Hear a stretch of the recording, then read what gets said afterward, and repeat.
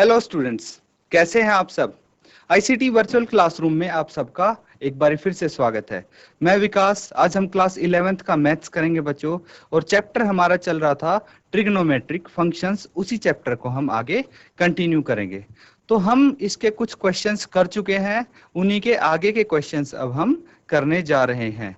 तो जो last lecture में हमने किया था बच्चों, वो हमने ट्रिग्नोमेट्रिक फंक्शंस आपको दिया था, किसी एक क्वाड्रेंट में दिया था, और क्या करना था आपको, उसके बाकी के फंक्शंस आपको निकालने थे, फाइंड आउट करने थे। तो हमने पाइथागोरस थ्योरम यूज करके वो क्वेश्चन सॉल्व किया था। अब हम सेम क्वेश्चन को फॉर्मूले से हल करेंगे। तो चलिए बच्चों, स्टार्ट करते हैं अपना चैप्टर।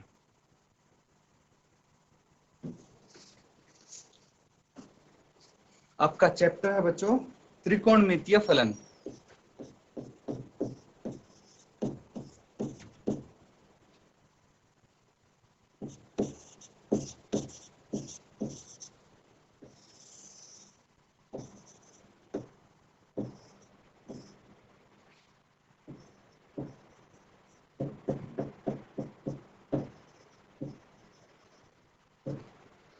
तो इस क्वेश्चन को आप एक तरीके से कर चुके हैं कि आप पाइथागोरस थ्योरम का इस्तेमाल करके इसके बाकी के जो भी आपको फलन पूछे गए हैं वो आपने निकाल लिया है। अब हम क्या करेंगे, अब सेम क्वेश्चन करेंगे बच्चों, लेकिन इस बारी हम दूसरा मेथड यूज करेंगे, फॉर्मूला यूज करेंगे। क्या करेंगे? Using formula.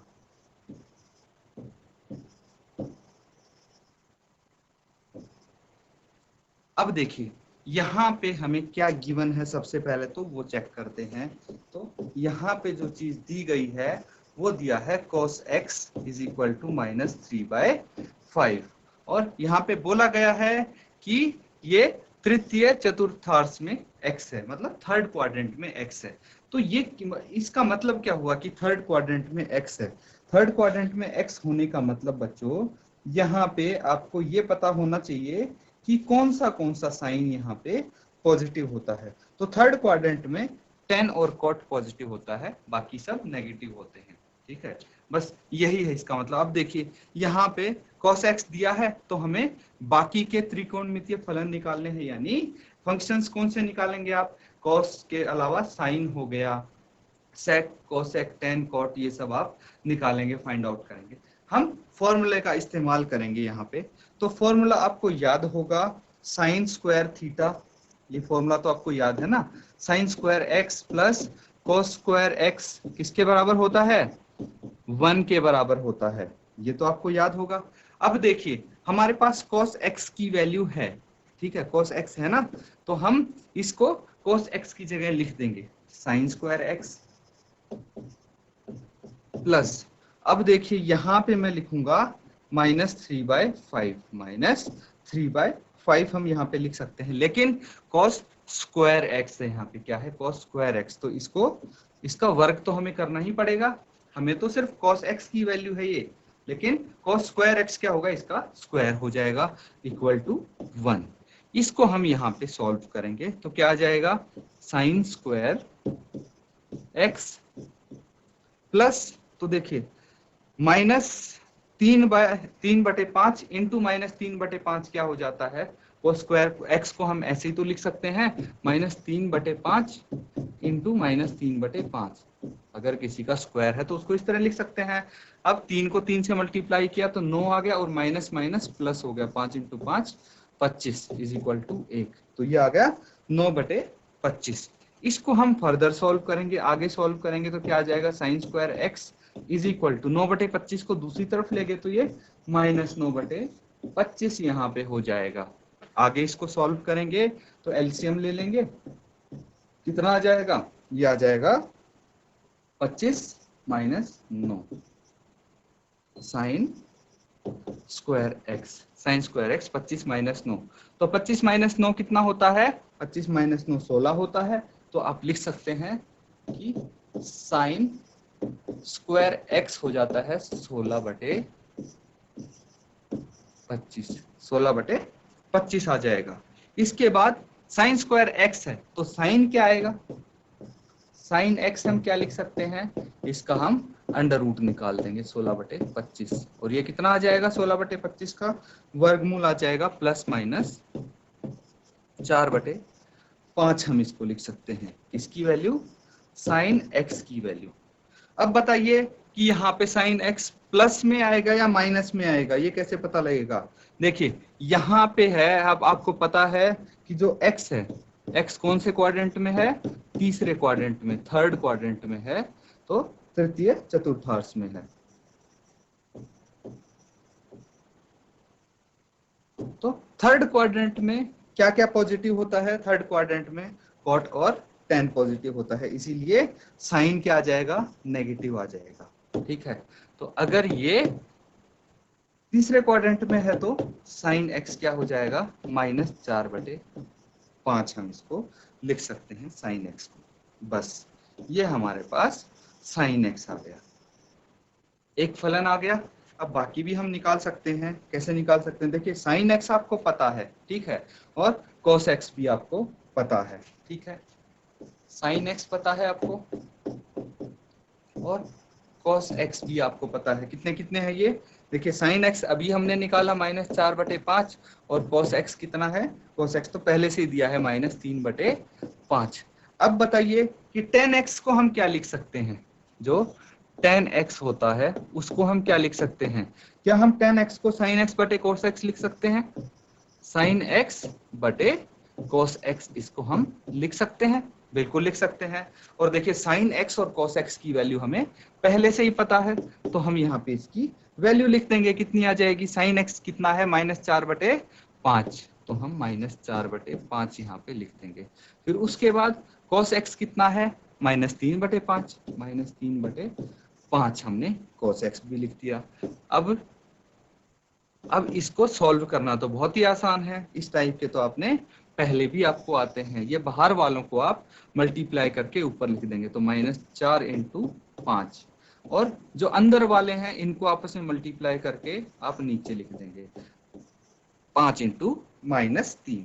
इसको आप कैंसिल आउट करेंगे तो क्या आएगा? देखिए माइनस से माइनस यहाँ पे कैंसिल आउट हो गया, 5 से 5 कैंसिल आउट हो गया, तो कितना आ गया? ये आ जाता है 4/3 बच गया यहाँ पे, 4/3। किसकी वैल्यू है ये? tan x की वैल्यू है। tan x कितना आ गया? 4/3। यहाँ पे माइनस आएगा या नहीं आएगा? यहाँ पे माइनस नहीं आएगा। क्यों नहीं आएगा? क्योंकि tan और cot तीसरे क्वाड्रेंट में पॉजिटिव होते हैं। इसके बाद देखिए tan अगर आपको पता है तो cot x क्या होता है? cot x 1/tan x होता है, ये भी तो पता है आपको। cot x को हम 1/tan x लिख सकते हैं, तो यहाँ पे tan x जो है 4/3 ये लिख दिया। और इसको हम क्या कर सकते हैं? इसको फाइनली हम लिख सकते हैं cot x is equal to क्या हो जाएगा? ये 3/4 हो जाएगा, 3 ऊपर चला जाएगा, तो ये आ गया आपका cot x। cot x यहाँ पे ये आ जाता है।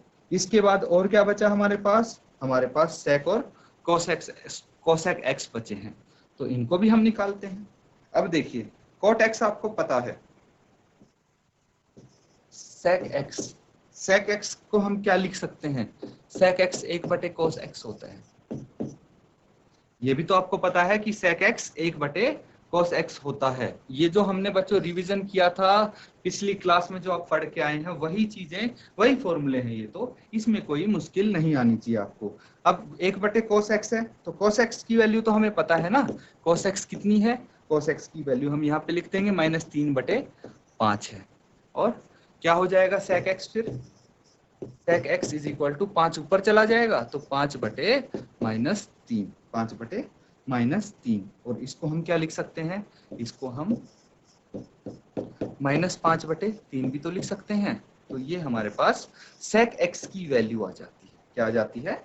sec x की वैल्यू आ जाती है यहाँ पे। और देखिए यहाँ पे अब cosec x हमें निकालना है,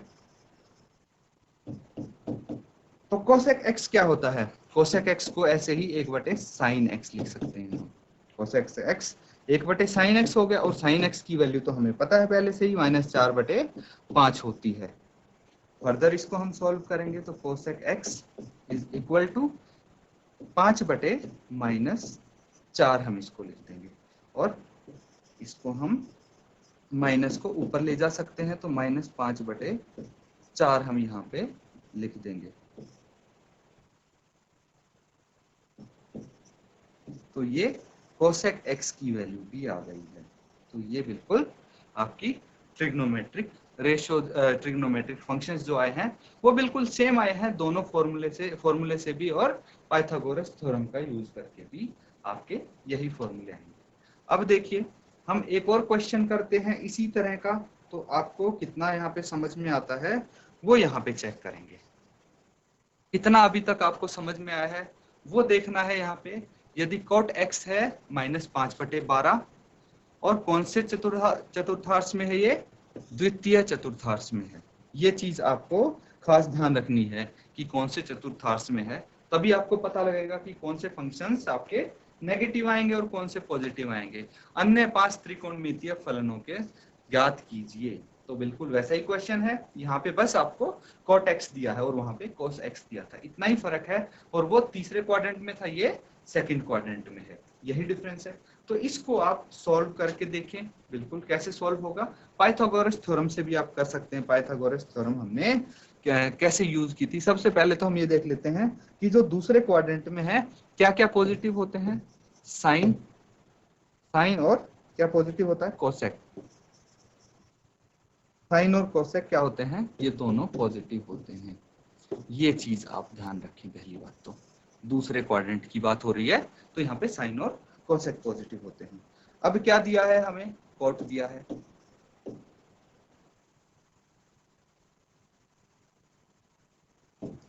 कॉट एक्स यहाँ पे दिया है, कॉट एक्स कितना दिया है, -5/12, -5/12 दिया है, ठीक है।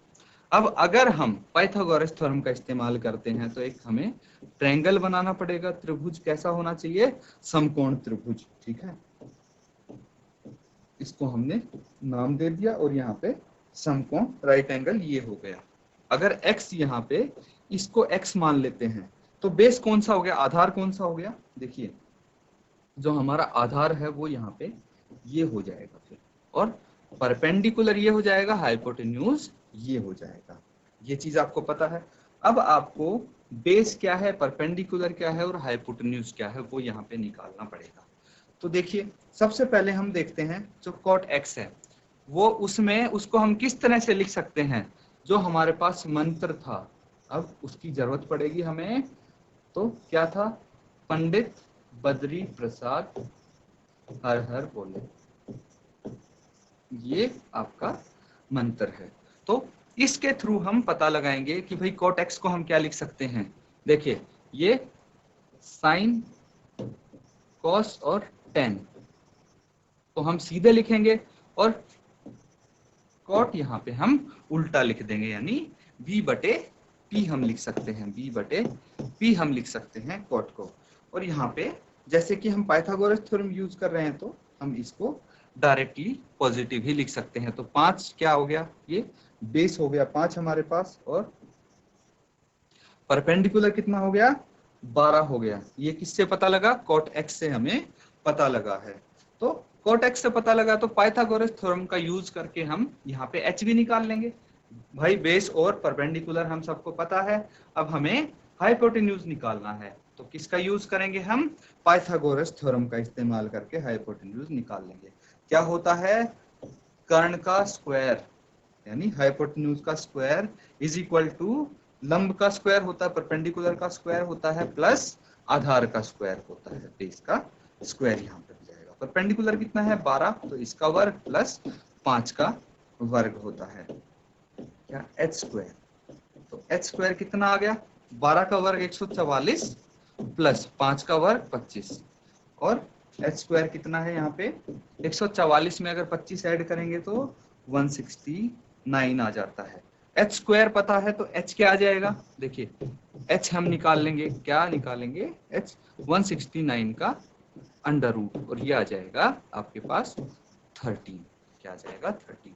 तो यहाँ पे 13 आ जाएगा हाइपोटेन्यूज। अब हमें तीनों चीज पता है बच्चों, ठीक है, तो हमें मंत्र भी पता है। तो इसका यूज करके हम सारे रेशियोज, हम सारे फंक्शंस हम निकाल सकते हैं। देखिए कैसे निकालेंगे, साइन एक्स, साइन एक्स भी हम निकाल सकते हैं। साइन एक्स क्या होता है, वही अगर मंत्र यूज करेंगे, पंडित बद्री प्रसाद हर हर बोले यूज करेंगे अगर हम, तो यहाँ पे देखिए साइन एक्स क्या हो जाएगा, p बटे एच, p बटे एच हम साइन को लिख सकते हैं। cos x क्या हो जाएगा, cos x भी हम लिख सकते हैं। cos x कितना आ जाएगा, b बटे h लिख सकते हैं cos x को। फिर tan x क्या आ जाएगा, tan x आ जाएगा p बटे b। फिर उसके बाद tan x आ गया, sec x भी हम लिख सकते हैं। sec x क्या आ जाएगा, sec x आ जाएगा बच्चों जो cos x होता है उसका उल्टा होता है sec x, ठीक है। और फिर उसके बाद हम निकाल सकते हैं cosec x भी। तो इन सब की वैल्यूज आप लिख दें। देखिए यहाँ पे हमारे पास h कितना है, h पता है आपको, हाइपोटेन्यूज 13 है, बेस पता है आपको, बेस कितना है 5 है, और परपेंडिकुलर कितना है ये भी आपको पता है 12 है। तो बस आपको इनकी वैल्यूज यहाँ पे लिखते जाना है, ठीक है। ये क्या हो जाता है, sine cos tan, cosec sec और कॉट हो जाता है, ठीक है। तो इनको आप लिखने की कोशिश कीजिए फॉर्मूले के अकॉर्डिंग, और क्या क्या वैल्यूज आएंगी डायरेक्ट आपको अब वैल्यूज यहाँ पे लिखनी है। तो एक बारी यहाँ पे लिख के देखिए, तो यहाँ पे क्या वैल्यूज आ जाएंगी, देखिए बच्चों p की वैल्यू है 12, तो 12 बटे h कितना है 13, 12 बटे 13 हम यहाँ पे इसको लिख सकते हैं। उसके बाद cos x कितना होता है, cos x होता है 5 बटे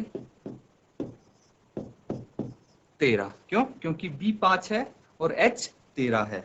tan x क्या हो जाएगा, p कितना है 12 और b कितना है 5, तो 12 बटे 5 हो जाएगा। फिर sec x को हम क्या लिख सकते हैं, sec x हो जाएगा h बटे p, और ये हो जाएगा cosec x h बटे p। या फिर आप लिख सकते हैं sec x क्या हो जाता है, sec x 1 बटे cos x, या फिर cos x 1 बटे sin x होता है, उस तरह से भी आप कर सकते हैं। ये हमने इनका रेशोज यूज किए हैं। अब देखिए h बटे b, h कितना है यहाँ पे 13 है और b कितना है 5 है, और h यहाँ पे कितना है 13 और b कितना है, p कितना है 12। ये तो सारी रेशियोज आ गई हैं। अब देखिए जितने भी फंक्शंस हमने लिखे हैं उनमें साइन का भी तो हमें ध्यान रखना है। साइन का क्या ध्यान रखेंगे, क्या क्या पॉजिटिव है यहाँ पे वो चीज ध्यान रखिए। तो पॉजिटिव है साइन और कोसेक एक्स, साइन और कोसेक एक्स पॉजिटिव होंगे, बाकी सब यहाँ पे नेगेटिव आ जाएंगे। तो साइन और कोसेक कौन से हैं, साइन ये पॉजिटिव हो जाएगा और कोसेक एक्स ये पॉजिटिव हो जाएगा, बाकी सब नेगेटिव होंगे। तो साइन का आप खास ध्यान रखें।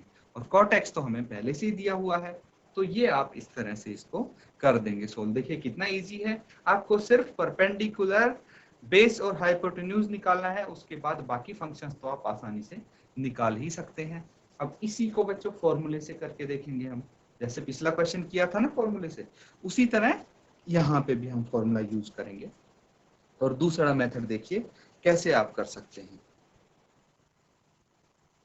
तो यहाँ पे जो चीज दी है पहले तो वो लिखेंगे, कोट एक्स यहाँ पे कितना दिया है, कोट एक्स माइनस 5 बटे 12,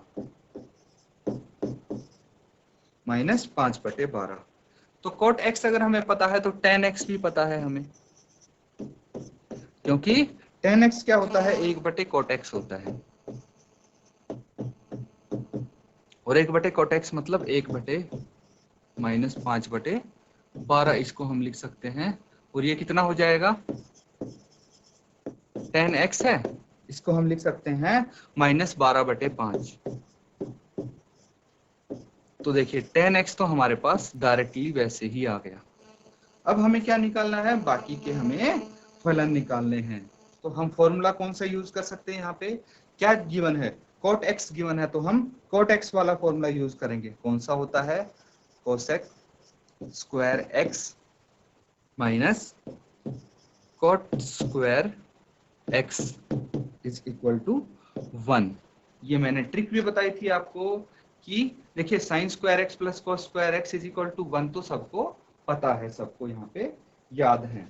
अब बचता क्या है, ये बाकी दो फॉर्मूले बचते हैं, तो मैंने आपको बाकी दो फॉर्मूले की भी ट्रिक यहाँ पे बताई थी। तो देखिए सी से सी घटता है, ये बताया था मैंने। तो कोसेक स्क्वायर एक्स में से कॉट स्क्वायर एक्स हम माइनस कर देंगे। अब उसके बाद जो कॉट स्क्वायर एक्स की वैल्यू दी है वो यहाँ पे हम रख देंगे, cosec square x minus cot square x. तो कॉट एक्स की वैल्यू कितनी है, कॉट एक्स की वैल्यू हमारे पास -5/12 है, -5/12 है, लेकिन ये स्क्वायर है तो हम इसका वर्ग कर देंगे इज इक्वल टू 1। इसी को हम सॉल्व करेंगे।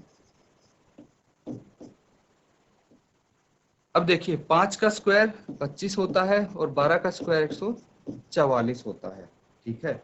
अब यहाँ पे देखिए ये क्या होगा,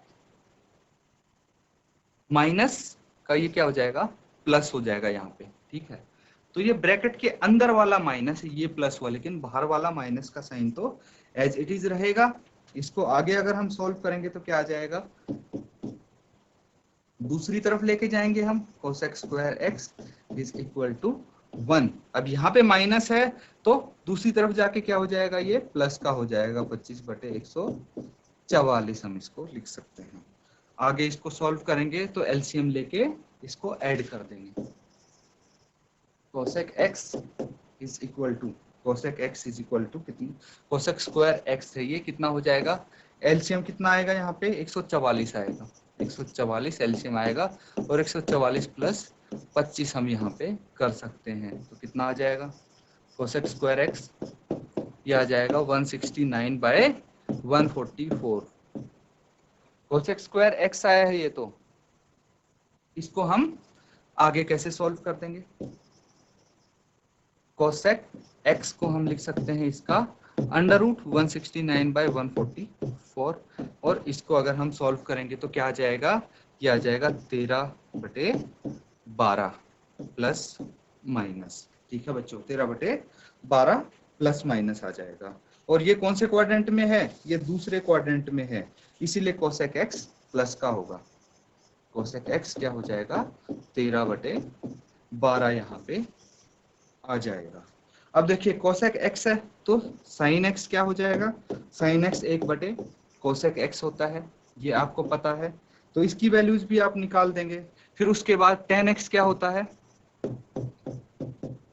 टेन एक्स आपको पता है, टेन एक्स तो हमने वैसे भी निकाल लिया था, तो कोस एक्स हम निकाल देंगे, क्या निकाल देंगे हम, कोस एक्स, उसके बाद हम निकाल देंगे यहाँ से कोस एक्स हम निकाल देंगे। कैसे निकाल देंगे, हमें टेन एक्स का फॉर्मूला पता है भाई, साइन एक्स बटे कोस एक्स, तो हम क्या कर देंगे, कोस एक्स क्या हो जाएगा, साइन एक्स बटे टेन को हम नीचे ले जाएंगे तो ये साइन बटे टेन एक्स हो जाएगा। तो आप यहाँ पे कोस एक्स भी निकाल सकते हैं। इसी तरह आपके सारे फंक्शंस आ जाएंगे। तो ये चीज बच्चों, ये बाकी आप ये खुद निकालेंगे बाकी फंक्शंस, ठीक है, ये मैंने बता दिया, और पिछले क्वेश्चन भी हमने किया है। तो अब देखना है कि आपको यहाँ पे कितना समझ में आया है, ये चीजें आप यूज करके बाकी के भी फंक्शंस निकाल लीजिए। तो बच्चों आज के लिए हम बस इतना ही करेंगे। जो भी यहाँ पे हमने क्वेश्चंस किए हैं प्रैक्टिस, वो आप रिवाइज जरूर कीजिएगा, तभी आपको अच्छे समझ में आएंगे। और जो भी आपको मैंने होमवर्क दिया है वो उसी आधार पे दिया है जो हमने यहाँ पे कर चुके हैं और मैं एक्सप्लेन कर चुका हूँ। तो वो होमवर्क भी आप जरूर करिएगा, तभी आपको पता लगेगा कि कितना आपको यहाँ पे समझ में आया है। तो इसी के साथ आज का लेक्चर खत्म करते हैं। Thank you and have a nice day.